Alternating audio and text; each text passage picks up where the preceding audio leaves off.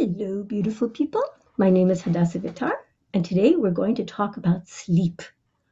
Oh my goodness, sleep is the most underestimated part of a healthy, good, and successful life because so many of us tend to just give it short shrift. We'll stay up a little late working on this, we stay up late, we get up early, especially if we're business owners or just generally busy people, or if we're moms, we think we need that me time late at night, all of those things, and then we just don't get enough sleep, and then we're just dragging.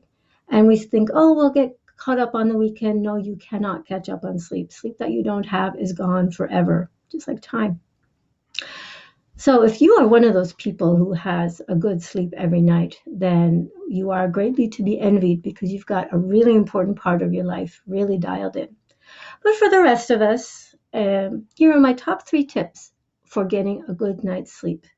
So, tip number 1, you're not going to like it. I find it the hardest one to do. It's so hard.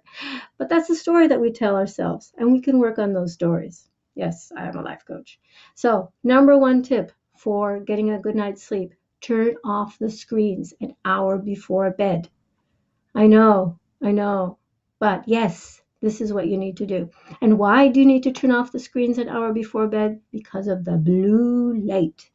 The blue light, our brain is 20,000 years old and it doesn't understand like electricity and things like that. When it sees blue light, it thinks it's daytime and it's time to be up and awake. And it doesn't matter if you didn't get enough sleep. It says, oh, blue light, daytime. And it interferes with making melatonin. It interferes with everything that you need for your brain to wind down and put you to sleep. So really important. Hard to do in our always connected age, but it's really important to have that discipline and put the screens away an hour before you want to go to sleep. So that's one. And then number 2 is a lot easier to do. Dark, cool room to sleep in. So keep it cool. You don't want to be kicking off the bedclothes because you get too hot. So that wakes you up. So dark and cool. So dark means also, those screens includes the television. No television, no blue lights. If you have to have an alarm clock, see if you can get one with red numbers instead of blue so that you don't have blue light shining on you while you're sleeping, because again, it will cause your brain to think it's time to wake up. Not a good thing. And in general, you should try not to do anything in your bedroom except sleep and sex. And try not to have your desk in your room. Like right now, my desk is in my bedroom, and I'm really not happy about that. But my husband is renovating another room for me in the house. I'm so excited. So that's going to be my office. It's going to be separate. It's going to be awesome. But in the meantime, really try not to have your laptop or your desk in your bedroom, because you don't want to be looking at it and thinking about work when you're trying to go to sleep. Again, only things you should have in your bedroom are the things you need for sleep and sex. And maybe we just won't go into what you need for those. You get it. So, tip number 1, turn off the screens. Tip number 2, dark, cool room. Tip number 3, that is, there are substances that can help you go to sleep. I'm not going to talk about ones that might be illegal in some places still, but essential oils have become a real favorite of mine lately, especially lavender essential oil. Just love it for going to sleep. I put it in my diffuser. I put it behind my ears. I put it on my chest. I put it on the soles of my feet. I thought that was really weird when I first heard about that, but you know what? Seems to work. What can I say? So lavender oil is really, really good for helping you get to sleep.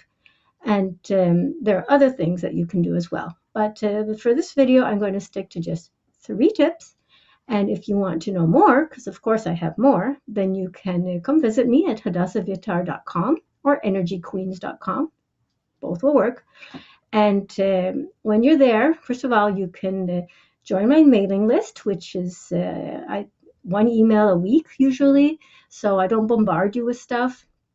Usually talking about mindset, sometimes talking about other things.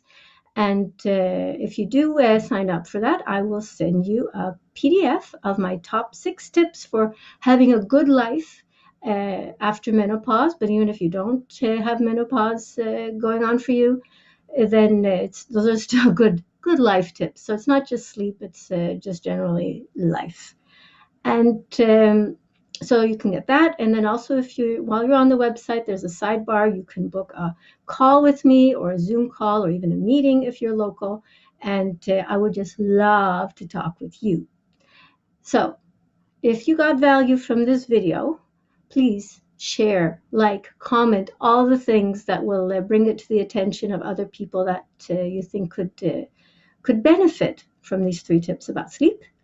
And I would totally love to talk with you, to hear from you, to be able to share with you what I've learned about all these things.